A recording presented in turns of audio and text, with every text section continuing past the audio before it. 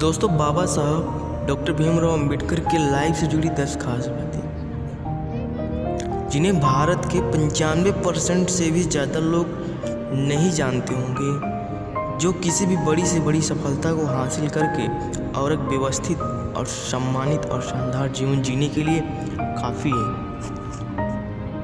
दोस्तों, इससे पहले मैं बाबा साहब डॉक्टर भीमराव अंबेडकर के जीवन के संघर्षों के बारे में थोड़ा सा बताना चाहूँगा ताकि आपको थोड़ा सा अनुमान लग सके। दोस्तों, बाबा साहब का जीवन संघर्षों से भरा हुआ था। उनके संघर्षों से जुड़ी जितनी भी बातें बताई जाएं कम ही है। दोस्तों, मैं आप लोगों को से एक सवाल पूछना चाहता हूँ कि अगर आप बहुत बड़े आदमी हैं, काबिल आदमी हैं और सम्मानित आदमी हैं और आप किसी पार्टी में जाते हैं जहाँ पर सभी मेहमान खाना खा रहे हों और आप भी खा रहे हों, और तभी कोई आए और आपको गंदी गालियों का इस्तेमाल करके और धक्के मार के आपको बाहर निकाल दे और आपका कसूर कुछ भी ना हो, उस वक्त आपके ऊपर क्या बीतेगी। यहाँ तक कि अगर आपकी कोई बेइज्जती करे तो आपसे बर्दाश्त तो नहीं होगा, लेकिन बाबा साहब डॉक्टर भीमराव अंबेडकर के टाइम में बेइज्जती शब्द बहुत छोटा था। दोस्तों, बेइज्जती तो इंसान की होती है, लेकिन उनको दरिद्र और नीच इंसान समझा जाता था, जिसका कोई वजूद नहीं होता है। जितना घटिया शब्द भी छोटा पड़ जाता है, घटिया शब्द भी छोटा पड़े, उनको महाघटिया समझा जाता था। दोस्तों, बाबा साहब भीमराव अंबेडकर के 5 पुत्र थे, जिसमें से 4 पुत्रों का मृत्यु हो गई थी दवाइयों की व्यवस्था न हो पाने की वजह से, उनको अच्छी सुविधा उपलब्ध न हो जाने की वजह से।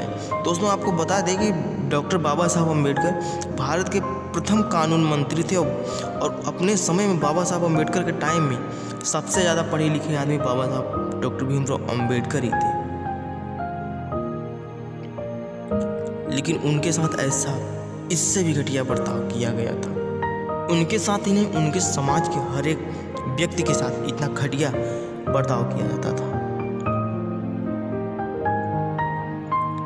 उनकी पत्नी की भी मृत्यु हो गई। ऐसे में कोई भी बड़ा से बड़ा मनुष्य टूट जाएगा, लेकिन फिर भी वो लड़ते रहे। मुझे नहीं लगता कि जितनी बड़ी सफलताएं अपने जीवन में उन्होंने हासिल किया हो, शायद ही कोई और ने किया। हमारे देश के प्रथम कानून मंत्री बाबा साहब डॉक्टर भीमराव अंबेडकर। हमारे देश का कानून उन्हीं के द्वारा बनाए गए संविधान से चलता है। दोस्तों, अब बाबा साहब के द्वारा बताए गए 10 अनमोल संदेशों को बताते हैं, जो आपको जीवन बदलने के लिए काफ़ी हैं, उनके मार्ग पे चलेंगे तो, और एक सम्मानित ज़िंदगी जीने के लिए काफ़ी हैं। तो दोस्तों, पहली बात, दोस्तों बाबा साहब कहते थे कि संघर्ष ही मेरा संदेश है। दोस्तों, आप किसी भी लक्ष्य को पूरा करने जा रहे हो, लेकिन मेहनत झेलने की ताकत नहीं होगी, संघर्ष करने की ताकत नहीं होगी, तो आप उस काम को सफलतापूर्वक नहीं कर पाएंगे। दूसरी बात, इंसान का जीवन लंबा होने के बजाय महान होना चाहिए। तीसरी बात, मैं ऐसे धर्म को मानता हूं जो स्वतंत्रता, समानता और भाईचारा सिखाए। चौथी बात, बुद्धि का विकास मानव के जीवन का अंतिम लक्ष्य होना चाहिए। इंसान अपने जन्मों से नहीं, अपने कर्मों से महान बनता है। ये बाबा साहब डॉक्टर भीमराव अंबेडकर की 6वीं बात है।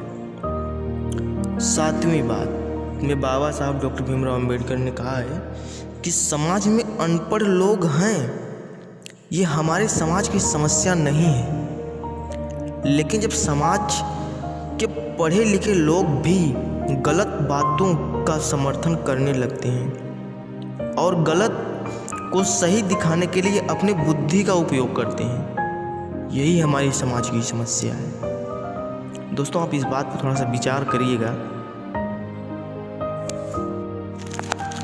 8वीं बात, भाग्य में विश्वास रखने के बजाय अपने शक्ति और कर्म में विश्वास रखना चाहिए।